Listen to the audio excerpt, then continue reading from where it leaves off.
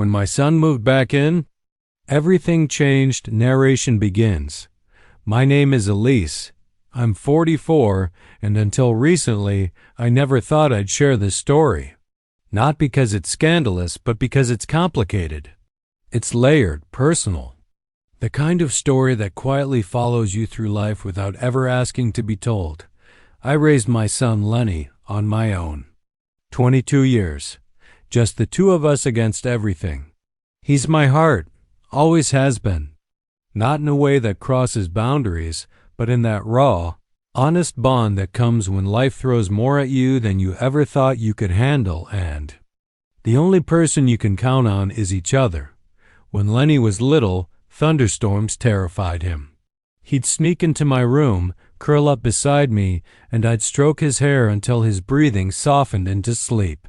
Back then, I promised myself I'd always protect him from the world, even if I couldn't protect myself.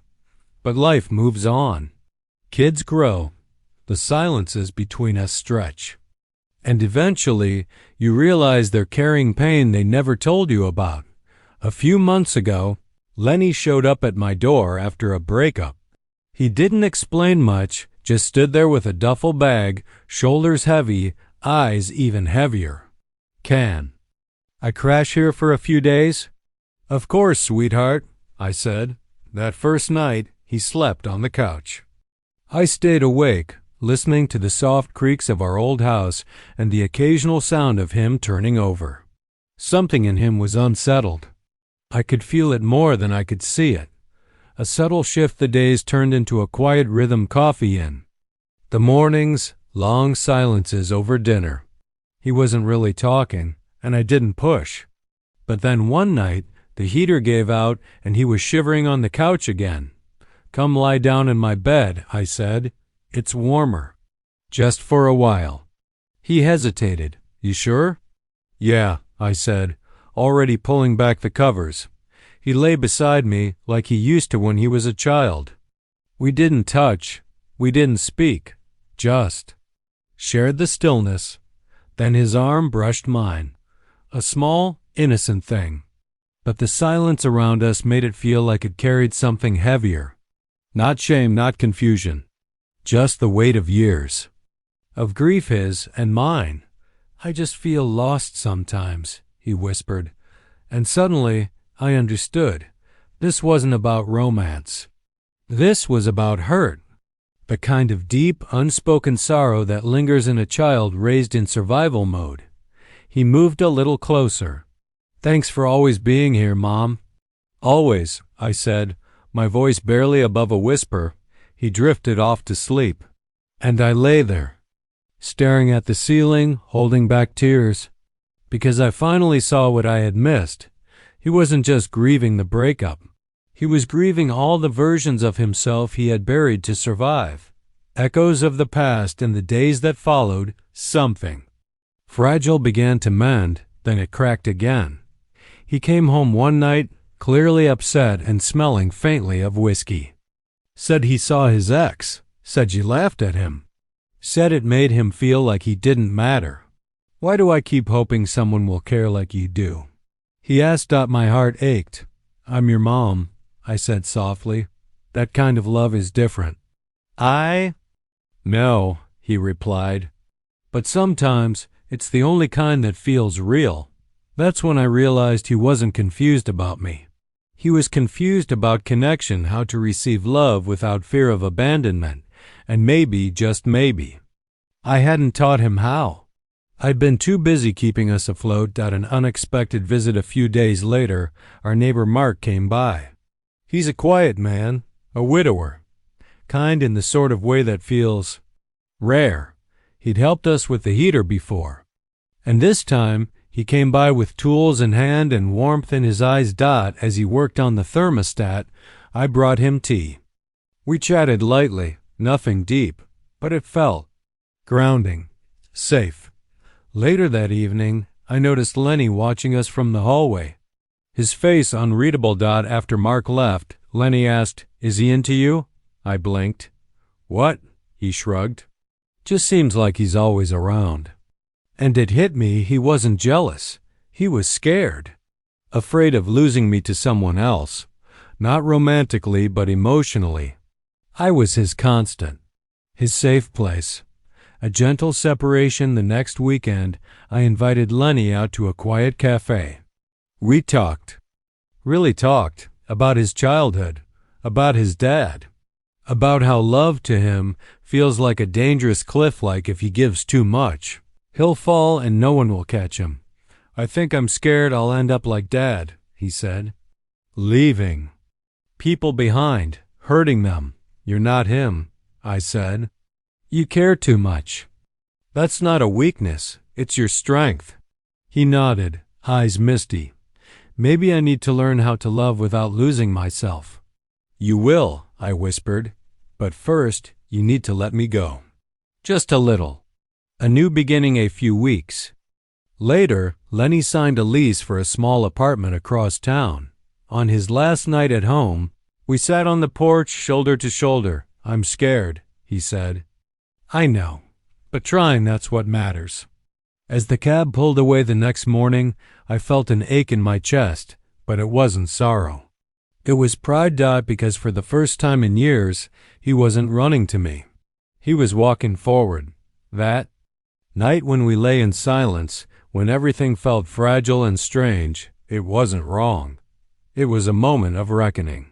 A mother and son, both broken in different ways, sharing a space where grief, comfort, and healing collided. And sometimes, that's where the healing begins. Part 7.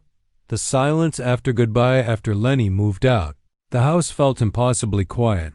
I walked past the couch where he used to toss his jacket, the coffee mug he always forgot to rinse, the space at the dinner table where he'd sit shoulders slumped, eyes full of stories he never told. Everything looked the same. But everything felt different. I thought I'd feel relief. Instead, I felt the weight of absence. Not loss because he wasn't gone, but a kind of quiet that made me realize how much of my identity had been wrapped around protecting him. Was I without that role? One night, I picked up my phone to text him, just to check in, but I paused. He needed space.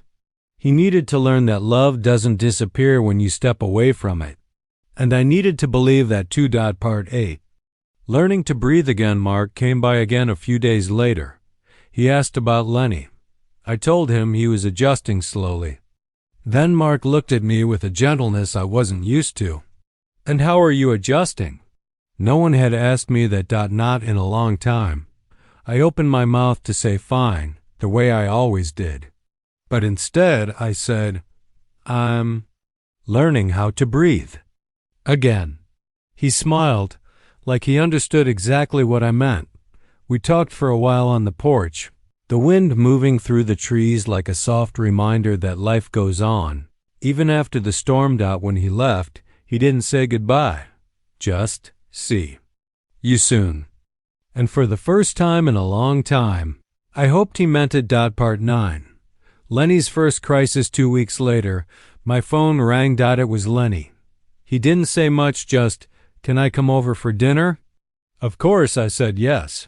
He arrived looking tired. Not broken, not spiraling, just human. Over dinner, he told me his job felt meaningless. His ex had messaged him, reopening old wounds. He said he wasn't sleeping well. I'm trying, he said, but I keep messing up. I don't know how to be okay. I reached across the table, placed my hand on his. You don't have to be perfect, I said. You just have to keep showing up. We didn't talk about the night he left or the emotional weight that passed between us back then. We didn't need to. This was the beginning of something healthier, a relationship not built on dependency, but trust. Part 10.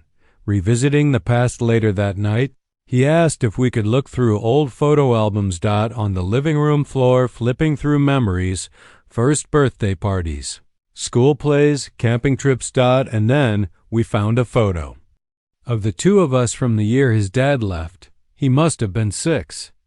I was holding him tightly, my smile thin and tired. His face confused, trying to be brave. He looked at it for a long time. I remember this day, he whispered. I didn't know why he was leaving, just that everything felt colder after. I didn't speak.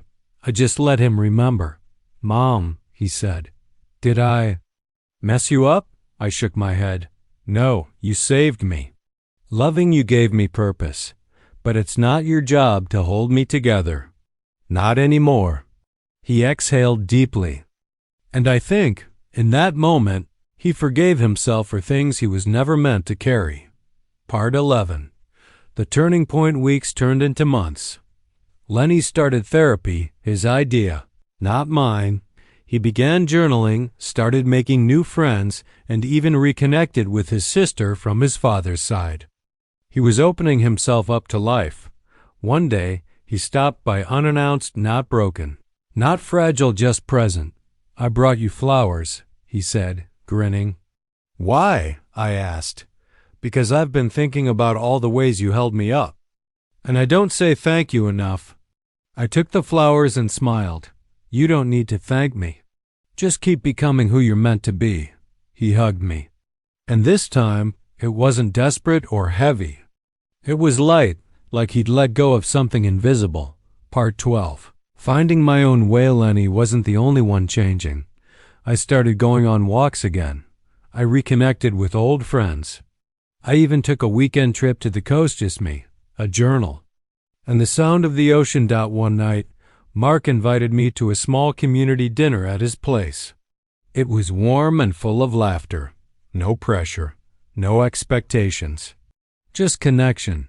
When I got home that night, I realized something. For the first time.